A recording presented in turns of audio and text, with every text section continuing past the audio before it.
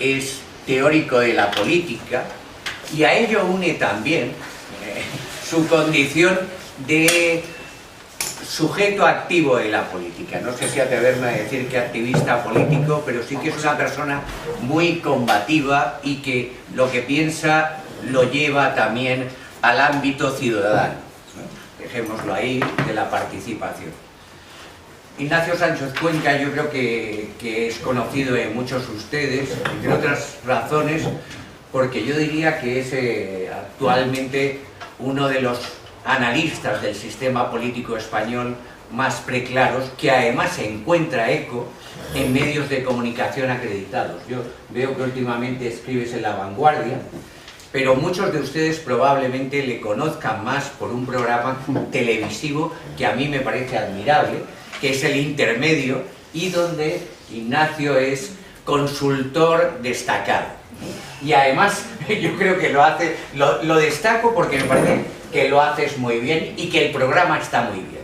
Y que aún, digamos que ironía, reúne ironía y además un análisis riguroso, académico de las situaciones políticas, intentando, a pesar de que yo estoy de acuerdo que somos ideológicos también, y que el sesgo ideológico es imposible dejárselo llevar, pero intentamos, en todo caso, aspirar a una objetividad que quizá exista entre muchos, cuando somos muchos los que podemos deliberar, los que podemos debatir sobre temas con razón, con lógica, que es las fuentes de la ciencia. En todo caso, lo que nos congrega es, con toda esa serie de elementos, hablar de Cataluña.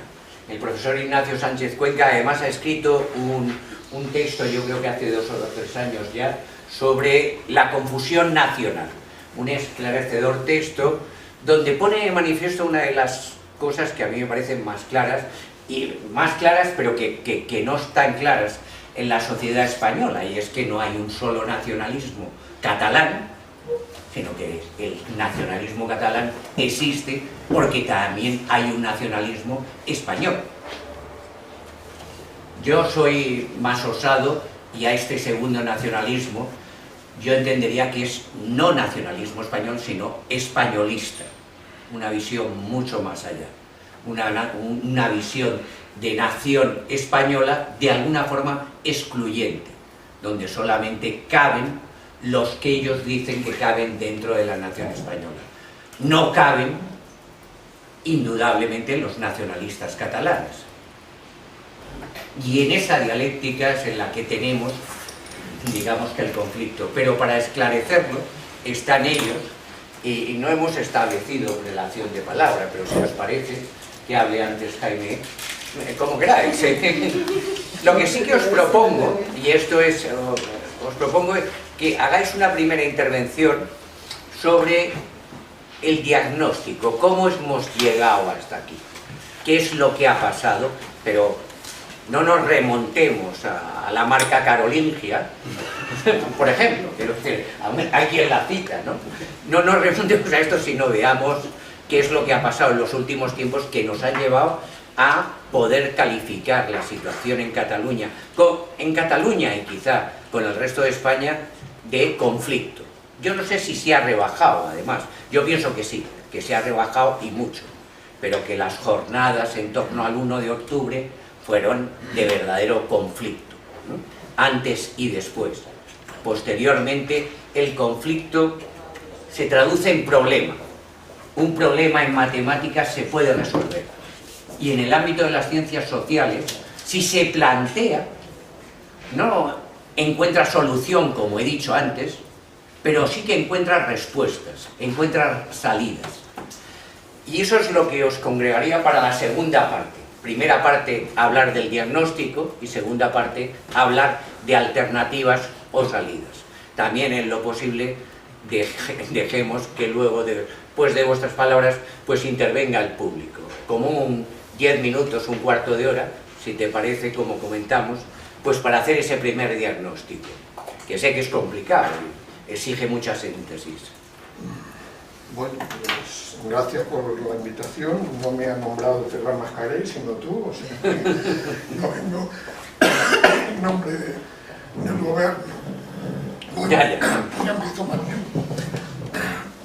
A ver, es que claro, para el diagnóstico tenemos que partir de una perspectiva histórica, ¿no? Yo creo que es inevitable, ¿no? O sea, entonces, claro, en la perspectiva histórica, por lo menos en la que yo me reconozco, bueno, pues para decirlo, yo creo que yo veo, por ejemplo, en las visiones que presentan Borja de Riquer por un lado y Pepe Álvarez Junco por otro, hay más puntos en común que diferencias, por ejemplo, ¿no? Para recordar. Es decir, que hay que partir de, claro, que el proceso de construcción del Estado-Nación español pues ha sido un proceso frustrado, inacabado, incompleto, que realmente explica, vamos, culmina, empieza tarde, cuando ya es un imperio en decadencia. Es decir, eso yo también comparto un poco la tesis vieja ya de Perry Anderson, ¿no? Es decir, que el caso español es eso, es decir, por querer ser un imperio, acabó no siendo un Estado-nación, digamos, integrador de la diversidad etnocultural preexistente.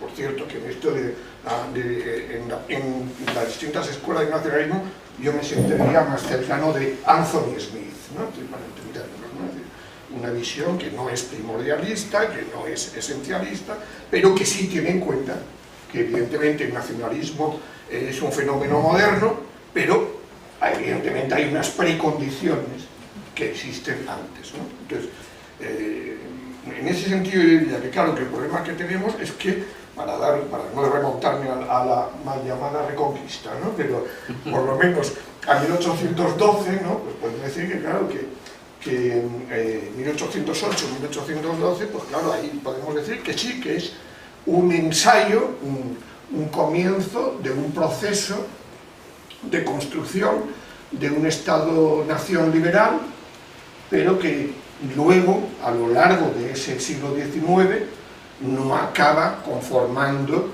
un Estado-nación liberal, digamos, plural, reflejo de esa diversidad etnocultural preexistente.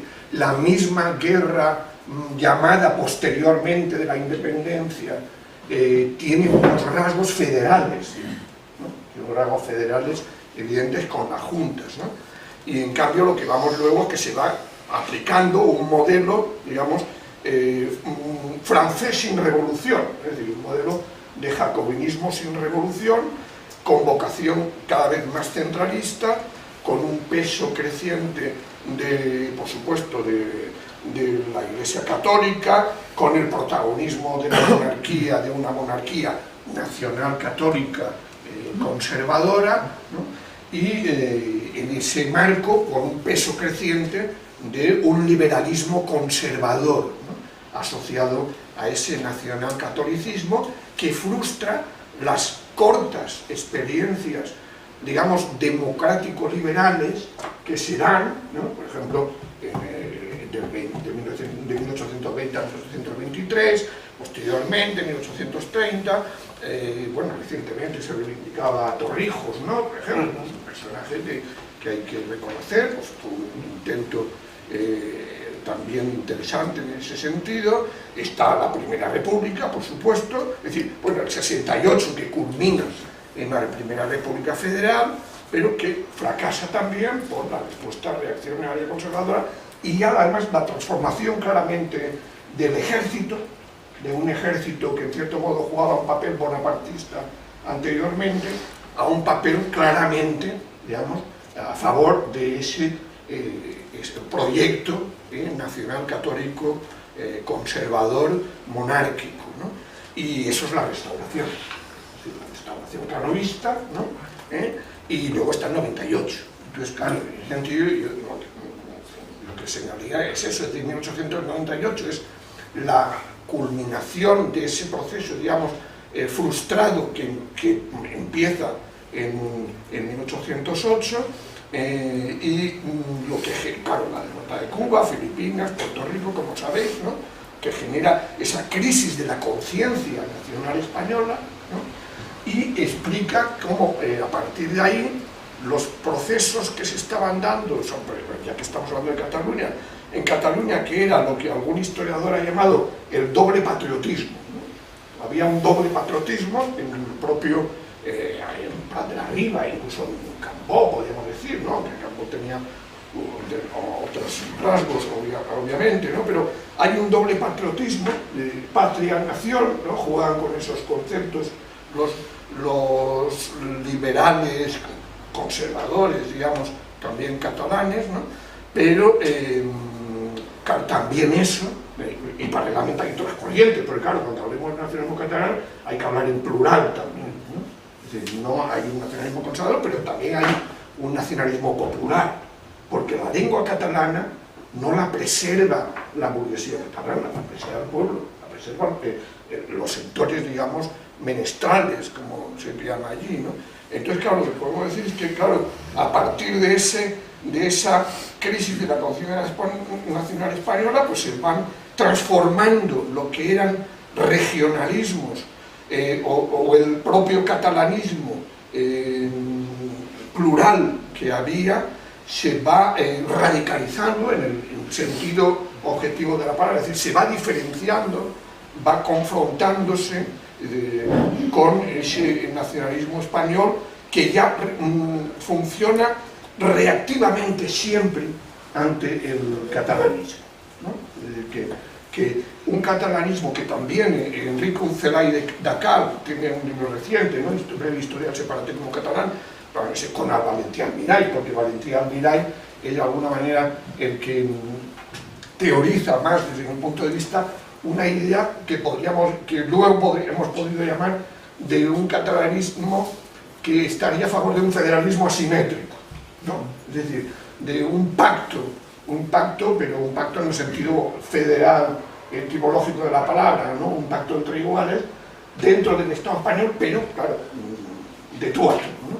Entonces, ese catalanismo federalista asimétrico es el que se expresa en 1918 con el estatuto, con la mancomunidad, que también fracasa, se expresará luego en los años 30 como un federalismo, pues eso, desde abajo, digamos, o entre iguales, ¿no?, porque Macià y Companys no proclaman la independencia, están a favor de un modelo federal, ¿no? Entonces eso es lo que va chocando siempre con pues, el núcleo duro del Estado español, del nacionalismo español, ¿no?, con esos rasgos, ya digo, nacionalcatólicos, monárquicos, conservadores, ¿no?, que hacen que dejan siempre en segundo plano y mucho más débiles los ensayos liberales, republicanos, ¿no?,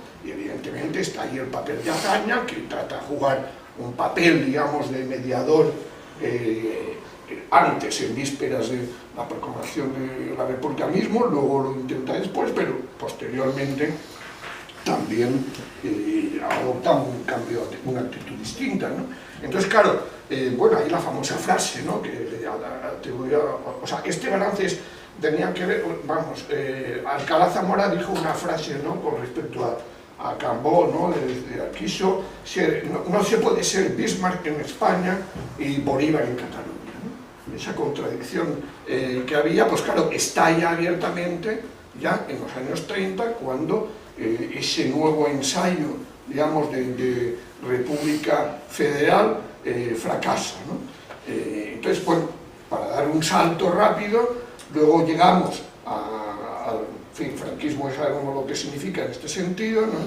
Y llegamos a la experiencia de la transición y, bueno, podemos decir que, pues eso, el artículo 2, pues sí, es un pacto, ¿no?, pero es un pacto asimétrico también, asimétrico en favor de la nación, de la idea nacional española, porque, claro, la primera parte es más relevante que la segunda, en el sentido de que, bueno, hay esa aceptación del término nacionalidades, pero, claro, pues subordinada a lo que dice esa fórmula de la primera parte, ¿no? La indivisibilidad e indisolubilidad de la nación española, ¿no? Bueno, yo ahora, como Pablo Iglesias también usa la Constitución, porque me la traía aquí. Entonces, bueno, me estoy enrollando mucho, pero tú me avisas a los 10 minutos. Así, entonces lo que vemos es lo que ha podido pasar para ir rápido, es que a partir incluso de la LOAPA, ya lo que prima es la primera parte de las declaraciones. Es decir, lo que hay ya una idea clara por parte del nacionalismo español dominante y de los dos principales partidos que se van conformando a partir del 82, una vez ya la UCD queda descompuesta y va generándose lo que es Alianza Popular y el PP, lo que predomina es esa lectura dominante del artículo 2, lo cual hace que las cosas buenas, porque claro, yo el otro día también les decía, vamos, en un tuit de estos, no me habrá leído, claro, a Alberto Rivera, ¿no? Hablaba del español, la lengua española, no, pero la lengua española no aparece en esta Constitución, aparece el castellano, y a las otras lenguas se las considera español, pero claro, la lectura convencional es que solo hay una lengua, que es el español, es decir, el mismo Rivera está excluyendo las otras lenguas del propio marco constitucional, ¿no? Entonces, claro, lo que podemos decir es eso, es decir, que la tendencia ha sido a ir dando prioridad a esa lectura de la primera parte del artículo 2, ¿no? Y sobre todo se ha generado una cultura política y se han socializado las sucesivas generaciones en una cultura política uninacional. O sea, eso es lo que ha predominado, ¿no? En las nuevas generaciones, incluso la izquierda, obviamente, ¿no? Es decir, vamos, que eso no hace falta. Bueno, yo en una época, ¿no?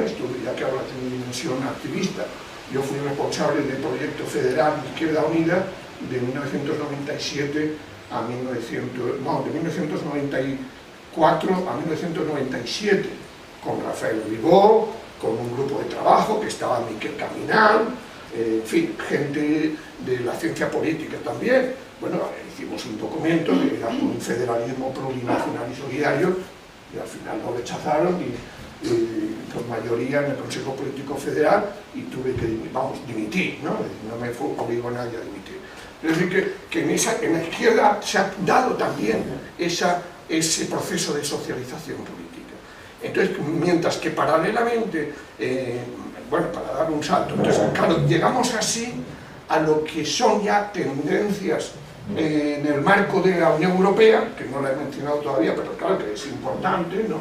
En la que, bueno, pues está dando ese protagonismo de los estados, de los ejecutivos, ¿no? Es decir, se da una especie de federalismo ejecutivo que busca la mayor centralidad de los estados frente a la propia diversidad interna que se está dando en sus respectivos ámbitos territoriales, ¿no?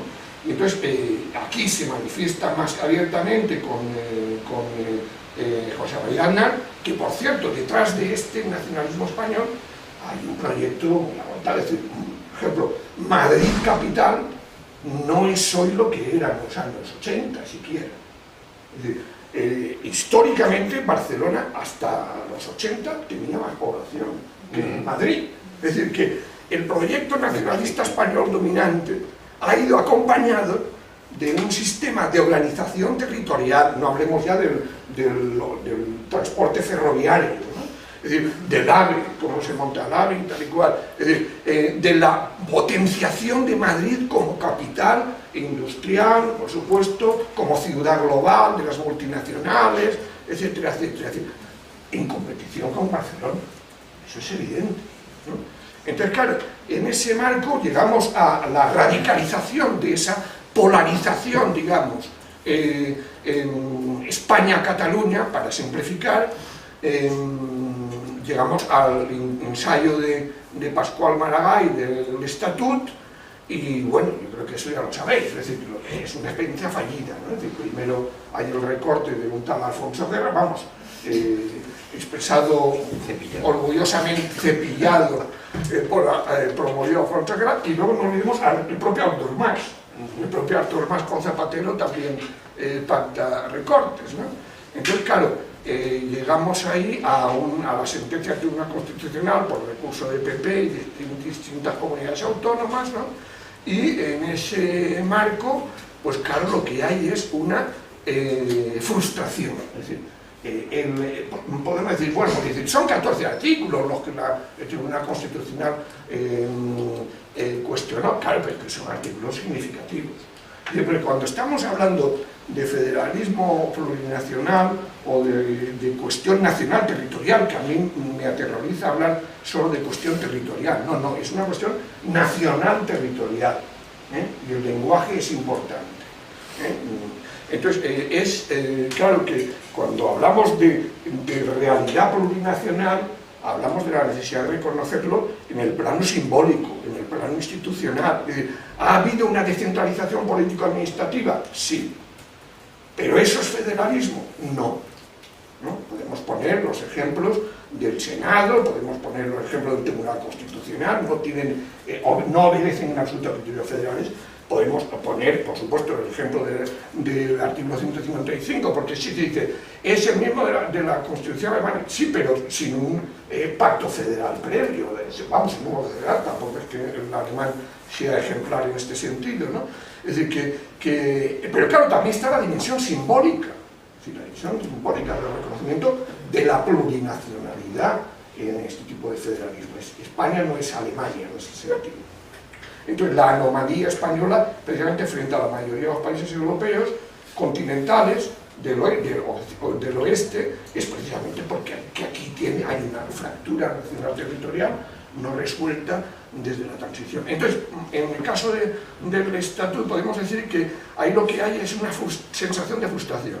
Es lo que alguien recientemente ha señalado como una sensación de desreconocimiento del hecho nacional catalán. Porque claro, antes se hablaba de democracia, pero hay que hablar también de justicia. Y hay ya que Nancy Fraser pues ha estado por aquí, justicia de distribución y justicia de reconocimiento. Y claro, lo que hay es una frustración de ese desreconocimiento como identidad nacional diferenciada, y eso es lo que explica el salto enorme del nacionalismo al independentismo. En porcentaje, lo sabéis, bueno, yo creo que ya me he pasado, ¿no? Bueno, pues lo voy a dejar aquí, es decir, que lo que nos encontramos es a partir, digamos, de la sentencia del Tribunal Constitucional, con una dinámica de polarización creciente entre una lectura federalizante, es decir, de lo que fue una lectura federalizante de la Constitución, porque se proponían determinadas vías en el marco de la Constitución, frente a una lectura fundamentalista de la Constitución. Entonces, es esa polarización la que lleva a la sensación de que ya no es posible una vía federalizante en el marco de la Constitución, y por lo tanto es necesario ser reconocidos como sujeto político propio, para poder decidir qué relación tener con el Estado español, con los distintos pueblos del Estado español, que por cierto, también aquí pues, la frase pueblos de España se utiliza varias veces, ¿no? Lo que pasa es que se pretende reducir esas fórmulas a la dimensión meramente cultural. Y evidentemente, cuando hablamos de identidades nacionales, claro que hay una dimensión cultural, pero generalmente hay una dimensión política también, ¿no? Bueno, lo dejo ahí para luego entrar en las propuestas. Bien. Cuando quieras. Muchas gracias, estoy encantado de venir aquí. Muchas gracias, Jaime, por la invitación.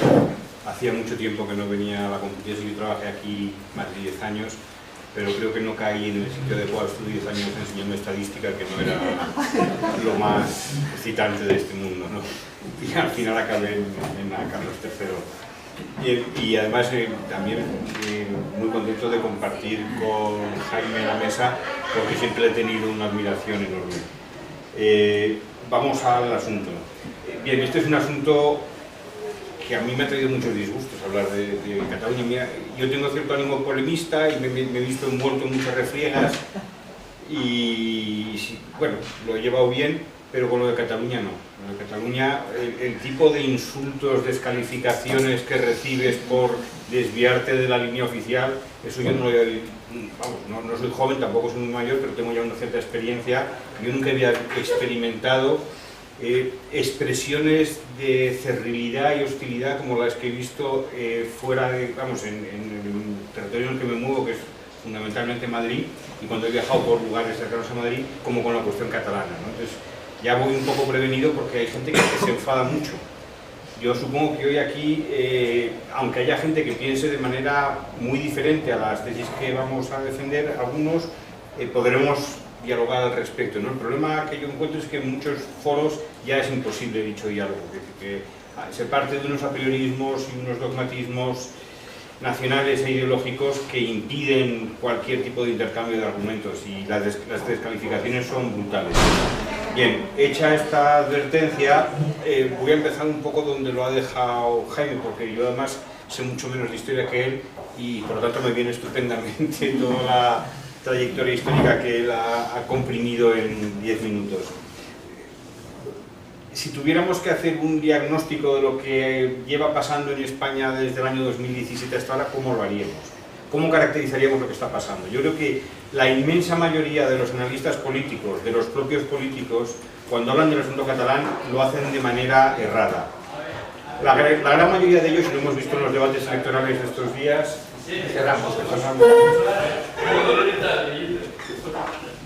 se refieren al asunto de Cataluña como un golpe de Estado fallido.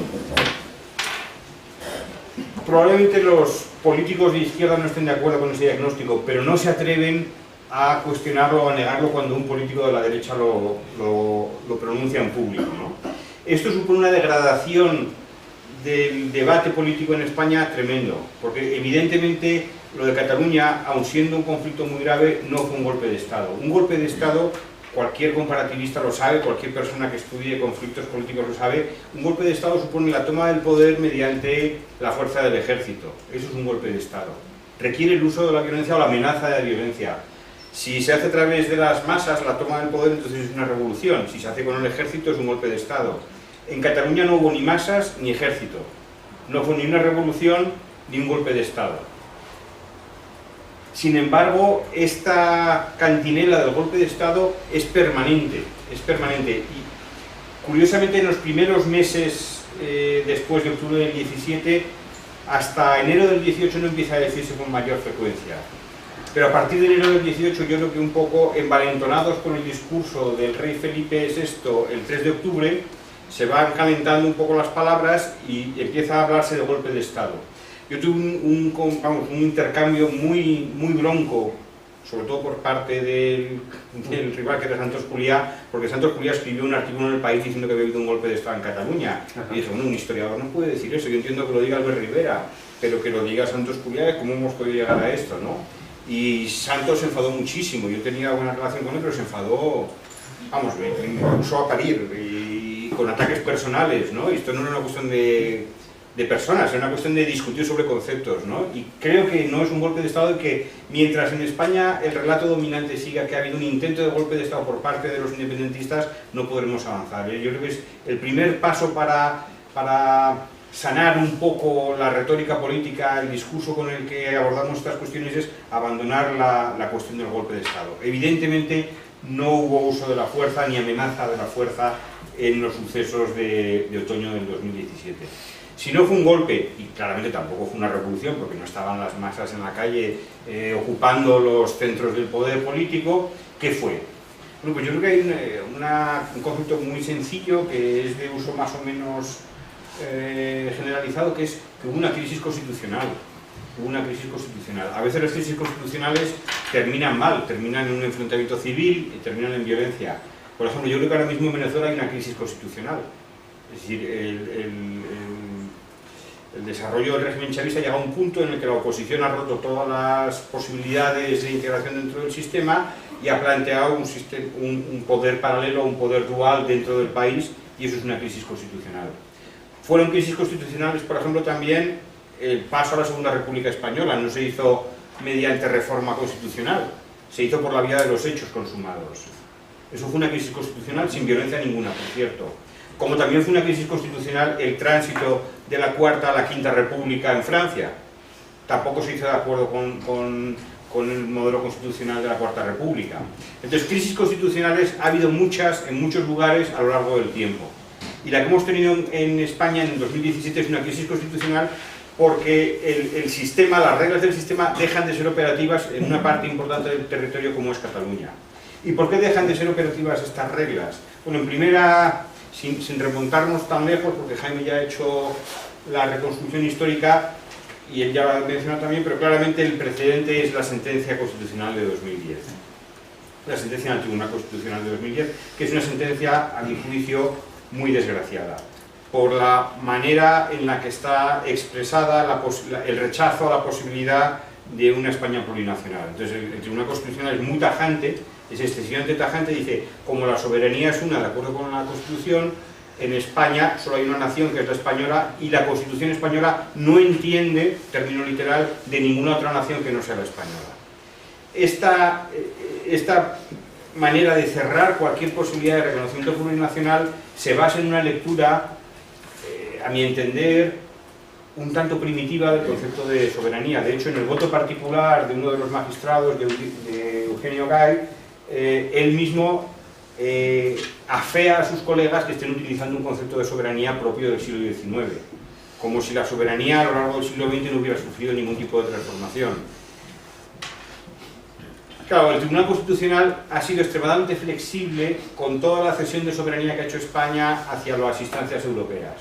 En ningún momento en España el Tribunal Constitucional ha puesto ningún tipo de reparo a que deleguemos políticas y fundamentales para el funcionamiento del Estado, como es la política comercial, la política de competencia o la política monetaria. Esas políticas hoy por hoy no forman parte de la soberanía española, han sido transferidas a la Comisión Europea, al Banco Central Europeo, a la instancia que sea, ¿no? Y ahí el Tribunal Constitucional simplemente ha hecho una lectura abierta del texto constitucional y ha considerado que el artículo 2 es compatible con el proceso de integración europea, sin necesidad de enmienda constitucional. Ha sido a través de una lectura abierta y creativa del texto constitucional. Ahora bien, cuando llega una demanda de reconocimiento nacional por parte de Cataluña, entonces, en lugar de utilizar los mismos esquemas hermenéuticos o interpretativos que se emplearon a propósito del proceso de integración europea, saca el manual de derecho político del siglo XIX y dice, como la soberanía española es una, Cataluña no puede ser una nación dentro de España. Y dice, hombre, pero si resulta que hemos cedido soberanía a los polacos y a los estonios y a los griegos y a los irlandeses y no podemos compartir soberanía con los catalanes.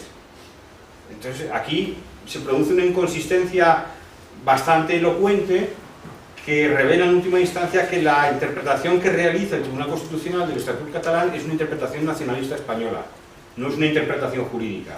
Si fuera una interpretación jurídica, habían empleado el mismo tipo de esquemas interpretativos que han utilizado siempre para acomodar el proceso de integración europea dentro de la realidad política española. Y eso es lo que no hace el Tribunal Constitucional. A partir de ese momento, las relaciones entre Cataluña y el resto de España empiezan a deteriorarse y empieza a instalarse una desconfianza cada vez más fuerte, que además se produce en el contexto de una crisis brutal, como no había vivido España desde el final de la Guerra Civil, con escándalos de corrupción por todas partes, y en ese escenario de inestabilidad el independentismo empieza a ganar fuerza y empieza a cuestionar que Cataluña pueda permanecer dentro de España si no se le reconoce ese estatuto nacional que ya estaba en la primera versión del estatut que aprobó el Parlamento de Cataluña, que luego llega al Parlamento español y a través del pacto entre Zapatero y Artur Mas pasa el artículo 1 que definía Cataluña como nación, pasa al preámbulo y ahí se hace una afirmación fáctica, de hecho, según la cual, vamos, dicha afirmación lo que establecía es que de acuerdo con el Parlamento catalán Cataluña para la mayoría de los catalanes representa una nación, y el Tribunal Constitucional dice que ni siquiera eso se puede admitir dentro de la política española, que eso no cabe dentro de la Constitución española. Claro, cuando el Tribunal Constitucional dice eso, es que no deja ningún resquicio para futuras reformas o para futuras negociaciones que puedan contribuir a encajar esa realidad nacional de España dentro de nuestro orden constitucional. Eso va derivando en esta erosión de confianza que afecta a las reglas de juego del sistema político español y termina explotando en septiembre y octubre de 2017, después de diversos intentos de las autoridades catalanas para establecer alguna vía de negociación con los poderes ejecutivo y legislativo español. El caso para mí más interesante es cuando una representación del Parlamento catalán acude al Parlamento español en la primavera del 2014 y dicen vamos a ponernos de acuerdo para reformar la ley y de esta manera conseguir que dentro de Cataluña se pueda llevar a cabo una consulta, no un referéndum vinculante, una consulta sobre el asunto del estatuto territorial de Cataluña dentro de España. Y los partidos dicen uno detrás de otro que no, que eso no cabe dentro de la ley. Entonces se van cerrando todas las puertas y llega un punto en que esto explota. En el momento de explotar, el gobierno de la derecha, entonces en el poder, lo que decide es judicializar el asunto en lugar de buscar una resolución política. El juicio desde su primera iniciativa, que es los escritos del fiscal Maza, hasta luego la instrucción del juez de Arena, pasando por el juicio que estamos ahora observando en el Tribunal Supremo, se basa en el fondo en la tesis del golpe de Estado. Lo que pasa es que en lugar de hablar de golpe de Estado le llaman rebelión. Rebelión es un golpe de Estado y de hecho en la historia jurídica española reciente, en la historia constitucional española, solo se ha utilizado el delito de rebelión desde el año 78 hasta ahora para el golpe de Estado del 81, ¿no? Entonces lo que está intentando el Tribunal Supremo es asimilar lo ocurrido en Cataluña al golpe del 23 de febrero del 81. Eso, como cualquiera sabe, no tiene fundamento político ninguno. Son sucesos completamente diferentes y lo que está regulado en el Código Penal para el delito de rebelión, que es precisamente para algo parecido a lo que, para lo que hizo Tejero en el 81, que hicieron los golpistas, no se aplica, no encaja con lo sucedido en Cataluña en otoño del 2017, que es algo mucho más complejo porque obedece a esta crisis constitucional de la que estaba hablando. Toda esta retórica de la rebelión y del golpe de Estado lo que ha hecho también es espolear un resurgimiento del nacionalismo español que Jaime antes decía que es un nacionalismo español excluyente. El nacionalismo español siempre ha habido, pero durante varias décadas de democracia se manifestó en formas relativamente democráticas, tolerantes y seculares, diría yo, sin necesidad de hablar de un esencialismo español, ¿no? Pero a partir de la crisis de octubre del 17, el nacionalismo español, el que creíamos que estaba arrinconado, el nacionalismo español más excluyente e intolerante, ha vuelto a resurgir con fuerza y yo creo que no se limita en absoluto a los márgenes del sistema y a partidos como Vox. Está incrustado en estos momentos en los principales partidos de la derecha, pero también en muchos medios de comunicación y en importantes sectores también del PSOE, ¿por qué negarlo, no? Que cuando uno oye hablar a los varones territoriales, están hablando en términos de un nacionalismo español excluyente extremadamente duro, ¿no? En las elecciones que hemos tenido hace 2 semanas, no sé, por el tipo de paso de son 2 semanas, ¿no? Sí. Yo estoy haciendo algunos pequeños cálculos, haciendo unos pequeños ejercicios estadísticos, que pasé estos tantos años dando estadística en esta casa, y es impresionante ver la correlación que se ha establecido, que no existía en periodos anteriores, entre el grado de españolismo que hay en cada comunidad autónoma y la representación electoral de la derecha. Entonces, en todo lo que es la España interior, es decir, en Extremadura, en Castilla-La Mancha, en Madrid, en Castilla-León, en La Rioja, ahí los niveles de españolismo son muy fuertes y los niveles de apoyo a la derecha son fortísimos. En las comunidades con costa, curiosamente, esto cambia bastante. Entonces, la mayor parte de las comunidades españolas en las que hay una identidad nacional o regional distinta, no digo contradictoria, digo distinta a la española o que convive con la española, en esas comunidades es donde la derecha se ha encontrado con un freno. Y ese freno ha sido tanto mayor cuanto más conciencia nacional había en esas regiones, hasta el punto de que la derecha española, por primera vez, yo creo, en la historia de la democracia, se ha encontrado con que no tiene representación en el País Vasco, esto es inédito, y con que tiene una representación testimonial o marginal dentro de Cataluña. Entonces, esto ha polarizado al país, evidentemente ha roto el país en dos trozos, el trozo más españolista, que es la España interior, y un trozo que tiene conciencias regionales o identidades regionales y nacionales más complejas, donde se ha puesto freno al avance de la derecha. Pero esta polarización, esta ruptura del país en dos mitades, no augura nada nuevo, porque ahora iremos a la segunda parte, que es cómo rompemos la inconmensurabilidad ideológica que hay en estos momentos entre el bloque nacionalista español excluyente y el bloque de España, donde conviven identidades nacionales y regionales en cierta armonía, o por lo menos no con este tono tan excluyente que se ha instalado en el centro de España. Resumiendo, y ya acabo, lo que tenemos es una crisis constitucional que, a medida que ha ido desarrollándose, ha ido generando unos anticuerpos de nacionalismo español excluyente que dificultan enormemente cualquier posibilidad de encontrar una vía de resolución integradora para esta crisis constitucional, en la que una parte importante, casi la mitad de Cataluña, considera que no tiene cabida dentro de la Constitución española. Entonces, algo hay que hacer con eso, y ahora en la segunda parte me imagino que hablaremos sobre ello. Me gusta mucho que hayáis hecho caso de lo que os proponían, de primero hacer el diagnóstico, pero con el diagnóstico se va encontrando la terapia, ¿no? Pero si os parece, en 5 minutos, que ya sé que es mucho exigir, podemos intentar establecer cuál es la terapia que podría hacernos salir, digamos, que de esta situación, de este conflicto, de esta crisis constitucional, que es evidente. A mí me ha llamado, por ejemplo, la atención lo de la crisis de soberanía, la puesta de manifiesto de esa crisis desde argumentos jurídicos, se ha visto en argumentos económicos también. Hay que recordar, yo creo que se debe recordar en este marco, cuando se acusó, es decir, se dijo que una empresa catalana, antes alemana que catalana, una empresa energética española, y lo dijo una representante de alto nivel del Partido Popular, lo dijo Esperanza Aguirre. Dijo que Hidroeléctrica, una de estas, ¿no lo recordáis?, antes alemana que catalana. Así lo dijo, textualmente. Quiero decir, no es un solo ejemplo, el ejemplo que ustedes, quizá porque estemos acostumbrados, pero ¿qué es esto de boicotear el campo catalán? ¿Qué sentido tiene? No lo digo porque esté más o menos rico, pero ¿cómo boicotear un producto producido por españoles? O sea, quiero decir, en términos menos abstractos, jurídicos, de cesión de soberanía, que siempre es mucho más complejo de analizar. En todo caso, me callo para daros unos minutos para hablar de esta cuestión de la terapia, de cómo buscar alternativas a esta situación insufrible.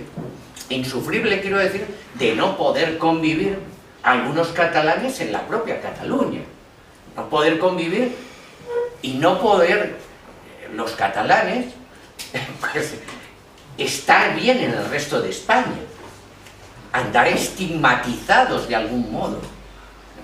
Estos sanbenitos que se colocan y que resultan tan insufribles en un lugar donde se supone que existe pluralismo, democracia, etcétera, etcétera. Sí, bueno, es que, bueno, yo también, por supuesto, estoy contento de estar aquí con Ignacio, porque me parece muy ejemplar su papel, ¿no?, en los medios, ¿no?, porque, bueno, pues trata de racionalizar el debate, ¿no?, pero es difícil porque es verdad que en este tema también actúan los sentimientos, obviamente, ¿no? Pero bueno, claro, pero también con lo del estatut y con lo que tú has señalado ahora, pues claro, en el fondo está el problema de la disputa por la soberanía, ¿no?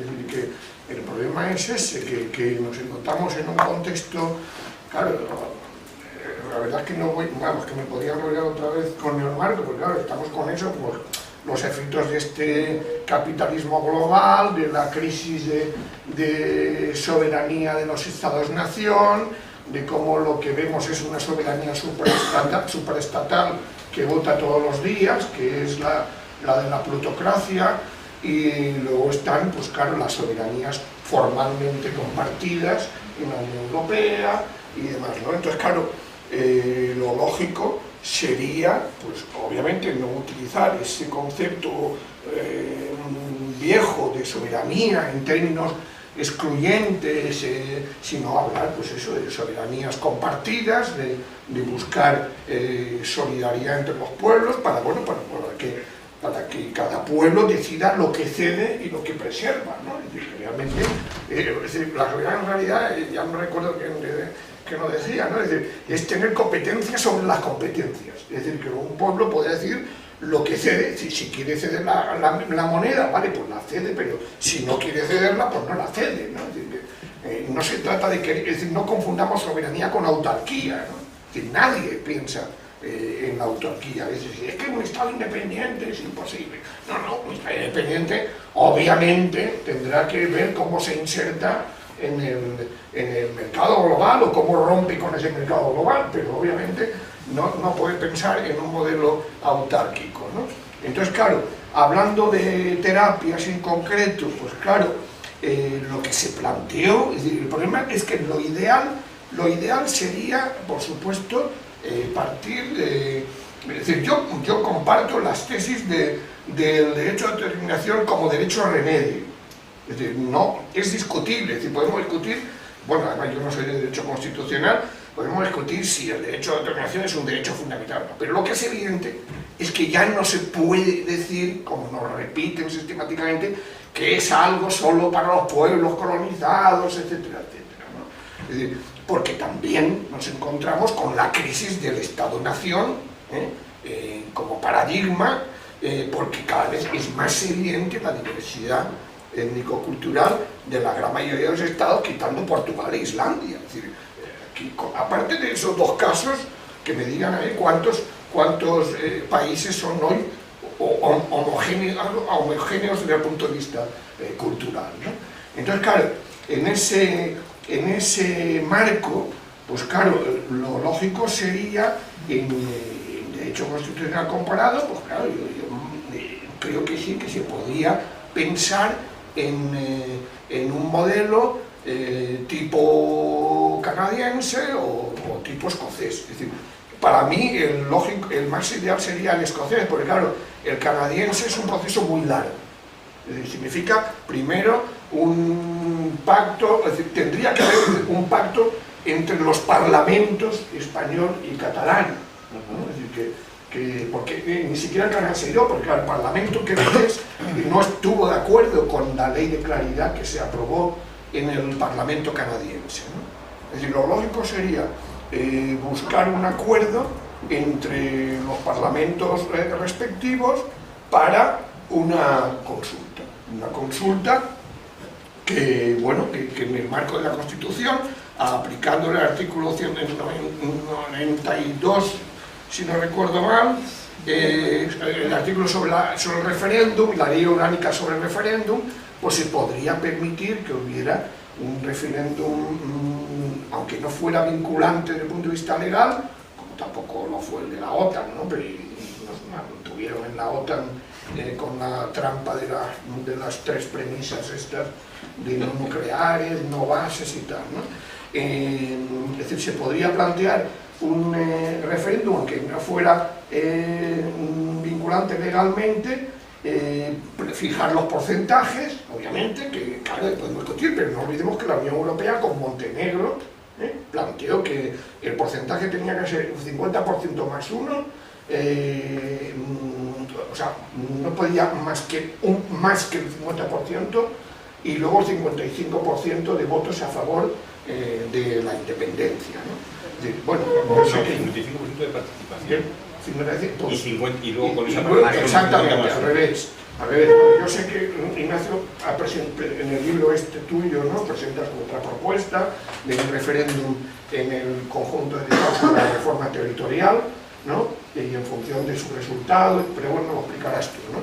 Esperamos, a mí me parece que claro, que lo lógico, es decir, ese proceso de pactar una ley de claridad o pactar bueno, algunas condiciones para un referéndum, pues serían las dos vías posibles, ¿no? Ahora, el problema es hasta qué punto es posible un pacto con los dos partidos principales en el ámbito estatal, que se reafirman, incluso después de las elecciones, hemos visto, ¿no? Aplicamos el artículo 155 otra vez también. Se reafirman en una concepción fundamentalista de la Constitución, de rechazo a cualquier fórmula, ¿no? Entonces, claro, yo la fórmula que puede plantear Pedro Sánchez o supongo con el Iceta, si llega a ser presidente del Senado, ¿no? Pues de una reforma del estatuto y demás, bueno, pues yo creo que eso no contentaría a la mayoría de los que votaron el 1 de octubre, ¿no? A la gran mayoría. Es decir, que tiene que haber un acuerdo sobre un referéndum específico para Cataluña, antes o después de una reforma, de un referéndum de reforma constitucional a escala de Estado, y en las preguntas tiene que estar incluida la opción de la independencia. No puede incluirse esa opción, ¿no? Entonces, claro, como yo no veo posible el consenso con esos dos partidos de ámbito estatal, bueno, pues la única vía posible es buscar un nuevo pacto de San Sebastián, pero ya en este contexto actual, que lo lógico sería que el Partido Socialista llegara a aceptar esa posibilidad de un pacto con Unidos Podemos y con las fuerzas que están por la autodeterminación de Cataluña en este caso, para pactar esas reglas, ¿no? Lo que no se puede hacer es esperar a un cambio de actitud por parte del Partido Popular y de Ciudadanos, ¿no? Entonces, claro, como eso queda lejos, pues mientras tanto, ¿cuál puede ser? Pues que por lo menos se monte una mesa de diálogo. Pero claro, si hasta la palabra relator se convierte en tabú, ¿no? En tabú para una parte del propio Partido Socialista, pues claro, pues entonces ahí el pesimismo se instala inevitablemente, ¿no? Entonces, claro, el gran problema es, pues claro, la falta de sincronía en los procesos, ¿no? Es decir, lo que no se puede hacer es pedir a una parte importante de la sociedad catalana que, bueno, no está claro que vaya a ser mayoría un referéndum, pero no olvidemos que en Escocia con menos del 47% se aceptó el referéndum sobre la independencia en Escocia, ¿no? Por lo tanto, no se puede, además no es lo mismo votar a unos partidos que votar sobre una pregunta concreta, ¿no? Entonces, bueno, pues esto de que no son mayoría, y claro, escandalizarse cuando Miquel Iceta dice que si llega al 65% los independientes tampoco sería posible, pues claro, entonces ya estamos con la negación ya de la democracia, ¿no? de un procedimiento democrático elemental, ¿no? Entonces, claro, yo trato de plantear en ese sentido, pues que hay que comprender que es verdad que en Cataluña han reconocido que, bueno, pudieron hacer bien las cosas, pero lo que no se les podía exigir era la rendición. Es decir, que el 1 de octubre es el resultado final de la frustración aquella del Estatut, del 9N que tampoco se reconoce, de que vienen a Madrid y no les hace caso y demás, ¿no? Entonces no se puede exigir oye, rendiros porque es,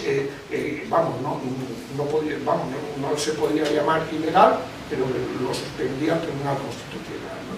Entonces, claro, yo me sitúo en el sentido de que detrás de esto lo que hay es una crisis de Estado, una crisis constitucional, podemos llamar, pero que desde luego obliga a buscar una fórmula, digamos, de salida que pueda llegar a que en un momento determinado se pueda realizar ese referéndum en Cataluña, ¿no?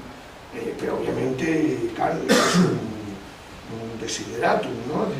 Que está claro que que no hay relación de fuerzas, para hablar en términos prácticos, ¿no? No hay relación de fuerzas para lograr que se creen condiciones en ese referéndum. Y claro, es muy grave, porque bueno, antes he oído yo en la intervención anterior, es verdad que en Cataluña hay una polarización interna, eso está claro. Yo no diría que hay fractura social, hay fractura política, pero desde el punto de vista ciudadano, bueno, yo desde luego, y ahora he visto hasta que Gerardo TC, ¿no? que estoy pasando una temporada aquí en Cataluña, que es muy conocido, ¿no? Por sus tweets, ¿no? Y sus artículos en contexto, ¿no? Y, oye, yo no veo la fractura social por ninguna parte, es que la familia no se habla, oye, tampoco nos hablábamos cuando nació Podemos, ¿no? Es decir, que cuando hay fracturas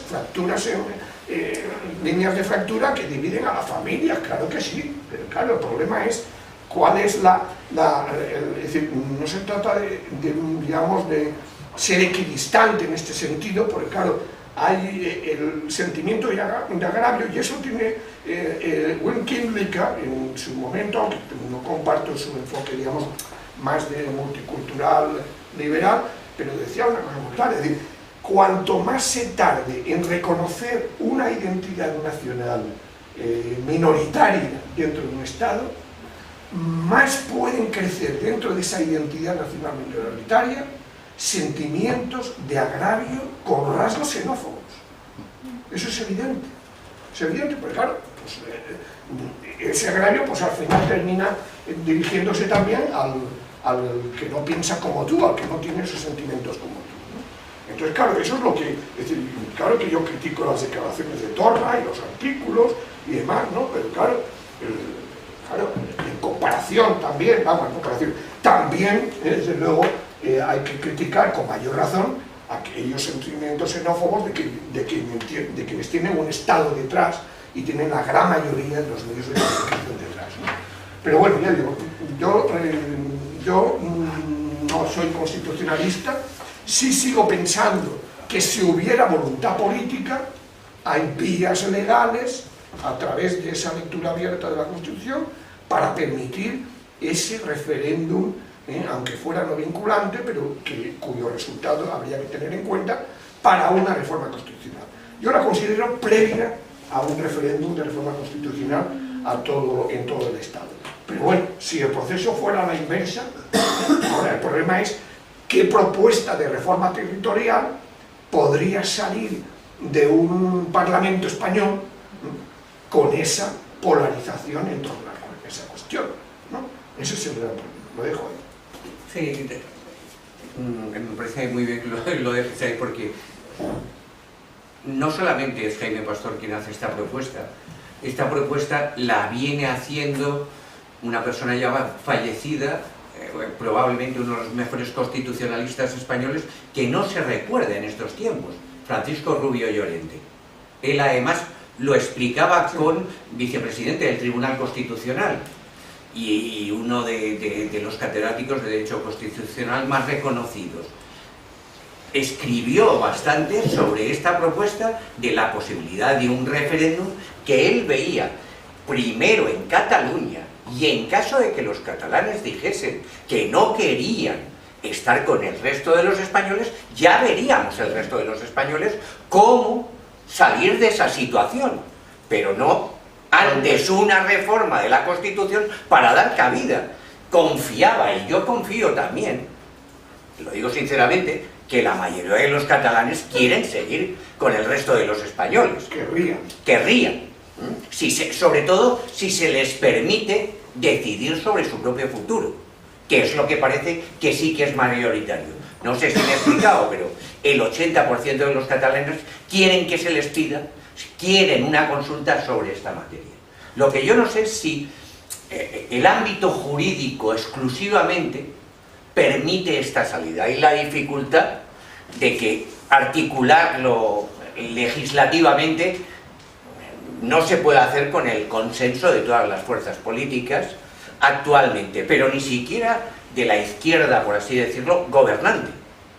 El Partido Socialista vive escindido en esta materia, y desde el relator a cualquier otra cuestión, despierta el españolismo del Partido Socialista.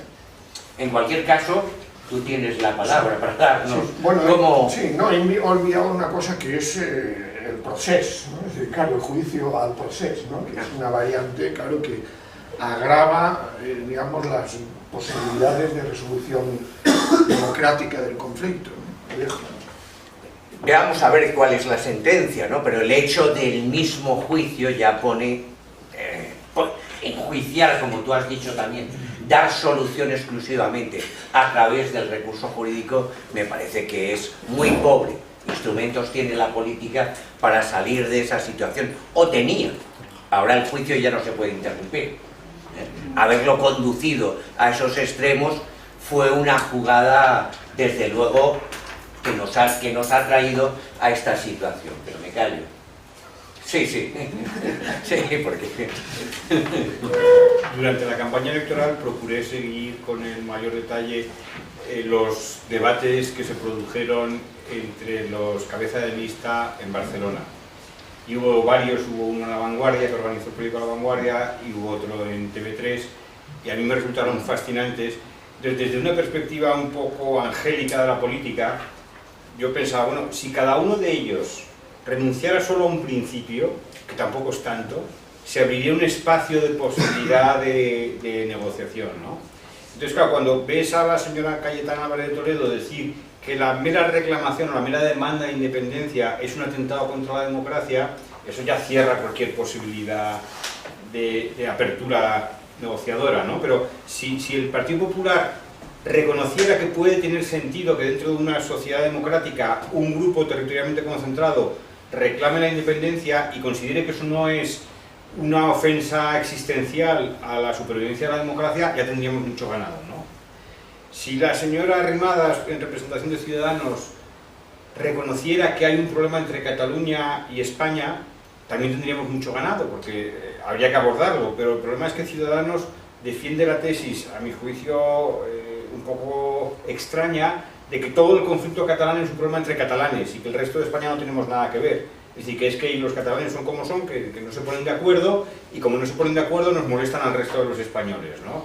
Y entonces nosotros lo que tenemos que hacer es tratar de minimizar, que no nos salpique demasiado un conflicto entre catalanes. Bueno, si Cayetana Álvarez de Toledo renunciara a la idea de que la mera reclamación de independencia es un atentado contra la democracia, y la señora Arrimadas renunciara a la idea de que no existe un conflicto o una tensión entre Cataluña y España, ya tendríamos muchísimo ganado. Si además el PSOE reconociera que hay que negociar desde dentro de la ley, pero que se puede negociar para cambiar la ley, también avanzaríamos muchísimo. Entonces la postura de Michel Batet en los debates era: yo estoy dispuesto a negociar con los independentistas, pero siempre dentro de la ley. Bueno, ya, pero el problema es que la ley se nos ha quedado pequeña y la ley tiene instrumentos para ser modificada. Entonces el PSOE tiene que abiertamente reconocer que se puede negociar para cambiar la Constitución y se puede negociar para darle un contenido plurinacional a la Constitución española. Y esto no es una ruptura del Estado de Derecho, esto es la culminación del Estado de Derecho, que es que tengamos la forma jurídica que corresponda a las preferencias mayoritarias en el conjunto del país, ¿no? Y por el lado de los soberanistas, por el lado de los independentistas, pues yo creo que tienen que renunciar ellos a esta idea de que hay un mandato democrático en Cataluña a favor de la independencia.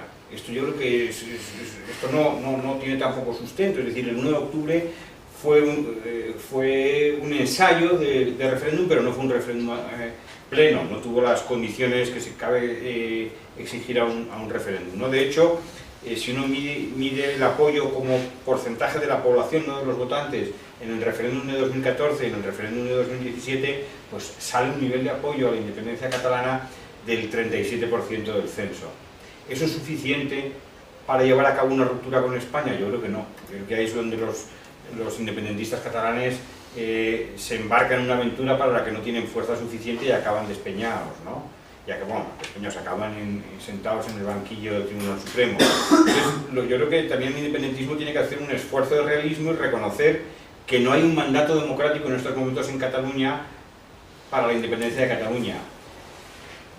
Que por supuesto debería haber algún tipo de cauce institucional para saber si existe dicho mandato o no. Sí, pero ahora mismo ese mandato no existe y por lo tanto todo el intento de proseguir con una vía unilateral de enfrentamiento absoluto hacia el orden constitucional español está condenado al fracaso mientras no se den unas condiciones distintas que suponen un nivel de apoyo mucho mayor al que hemos observado hasta este momento, ¿no? Entonces, simplemente con que cada una de estas partes renunciara a un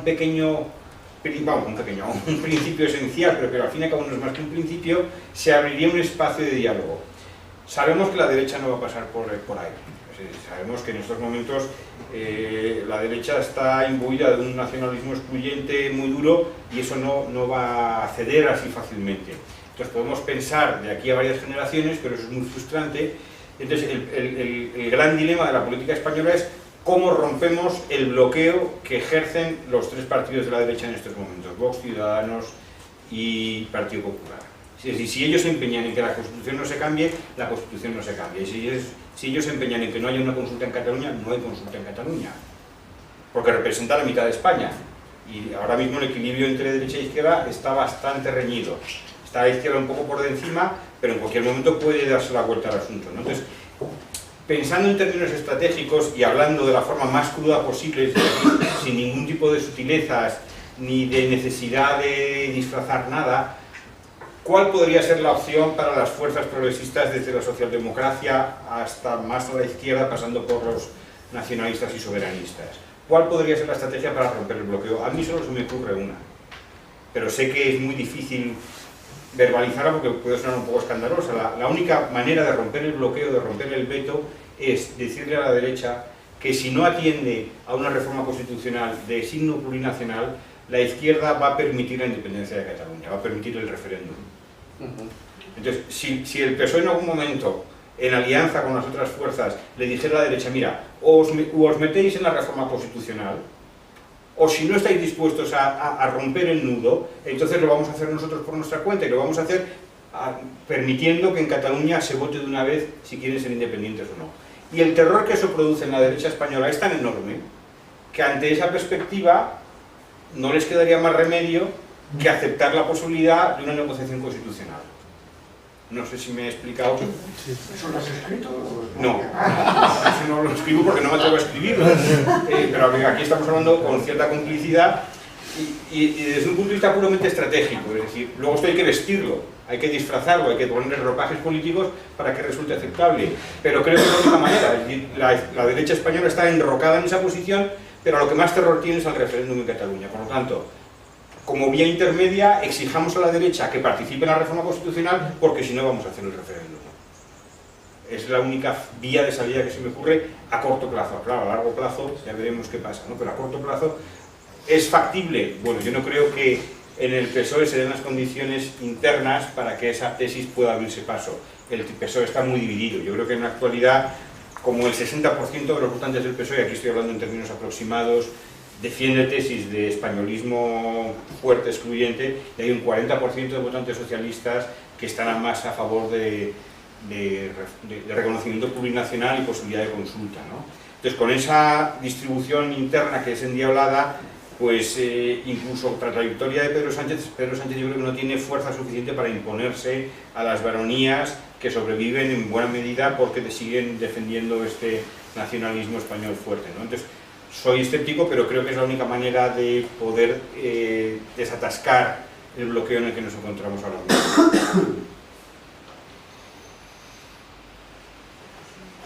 Con esto, bien, pues tienen ustedes la palabra. Pero tranquilos, uno detrás de otro. Y sin arrojar piedras. Si son ustedes tan amables en el ámbito de la confianza que nos une, también, pero del rigor también, y de no hacer grandes exposiciones, sino intentar preguntar más que nada. Me parece que en el orden de solicitud usted y usted. Vale, bueno, más que en sí una pregunta, es un pensamiento en voz alta, lo acabas de decir, que estoy bastante de acuerdo, pero hay un problema, enlazando un poquito con la anterior ponencia sobre la democracia. Uno de los problemas que puede tener una democracia como la que tenemos es que las decisiones políticas pues tengan una repercusión muy importante para lo que dentro de 4 años puede pasar con los votantes, ¿no? Entonces son decisiones muy partidistas. Entonces el problema es que el PSOE sabe que, aunque hubiera una homogeneidad dentro del propio partido, no puede tomar esa decisión porque sabe que le puede costar millones de votos. Entonces, realmente estaría muy bien, estaría fenomenal la idea de forzar un poquito esa decisión de la derecha, que se mojara hasta ese punto, pero lo veo bastante complicado, por eso mismo, porque precisamente creo que una de las cosas malas que tiene esa votación cada 4 años, pues por desgracia, es eso, que las decisiones se toman en base a querer mantenerse en el poder. Entonces no sé qué opinas sobre ello, creo, no, vamos, es un poco... ¿Queréis hacer las 3 preguntas? Sí, pues Pablo. Yo un par de comentarios y una pseudo pregunta. Ignacio, te convino a buscar el mapa de color de la votación del 36 de la República, porque es bastante similar al de estas últimas elecciones. Me sorprendió a mí. Aquí, Jaime, me gustaría comentarte que se me ha quedado ahí en la cabeza el final, creo recordar, y corregirme si me equivoco, el final del boicot al cava catalán viene porque los empresarios, un conjunto de empresarios, creo que extremeños, se quejan de que son ellos los que lo embotellan y de los que... O sea, te quiero decir, hasta ese punto llega, que si no saben ellos, igual sigue el boicot catalán. Y mi pregunta es, haciendo mío todos los comentarios que has hecho en torno a la posible amenaza que se le podría hacer a la derecha, compartiendo el escepticismo que me crea Sánchez en ese sentido, yo me pregunto, una amenaza parecida a la derecha en torno a la posibilidad de crear un referéndum sobre monarquía o república, ¿no creéis que podría llegar a solucionar todo de un plumazo? Es que siempre que lo comento esto hay risas y silencio. Igual es lo que yo quiero y no lo que yo creo que podría resolverlo. Ahí lo dejo. Pues dejas cosas muy... Bueno, yo lo que quería preguntar a los 3 ponentes es ¿por qué se habla de la derecha excluyente, del nacionalismo español excluyente, y no se habla del catalanismo excluyente? Quizá porque el catalanismo excluyente no tiene aviones ni tanques, por eso no son excluyentes, porque sobrados ejemplos hay de xenofobia. Incluso, por no referirnos a la novelística de Marseille. O sea que esto de que ellos son buenos y hay que pactar con ellos, ¿en función de qué?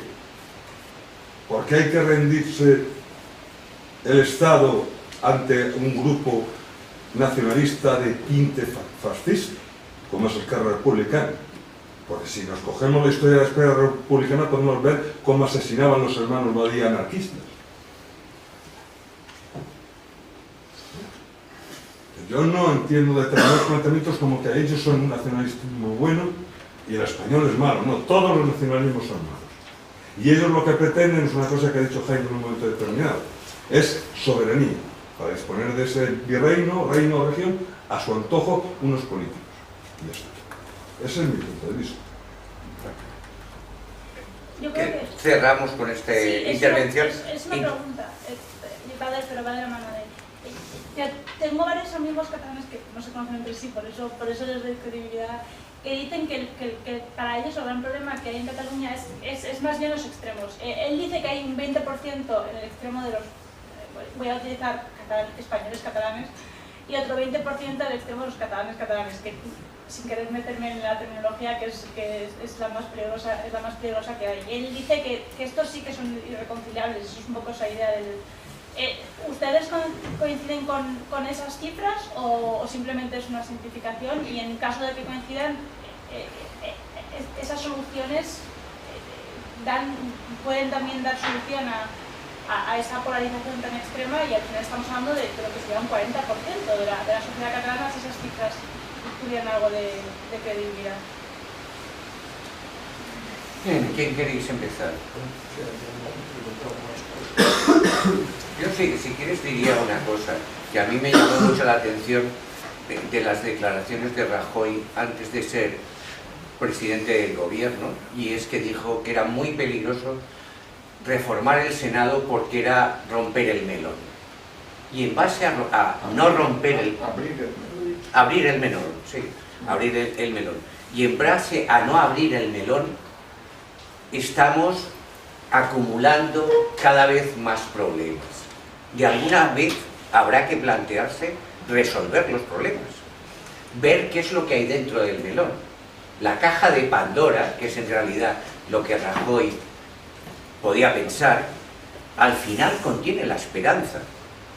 Salen todos los peligros, pero al final está la esperanza.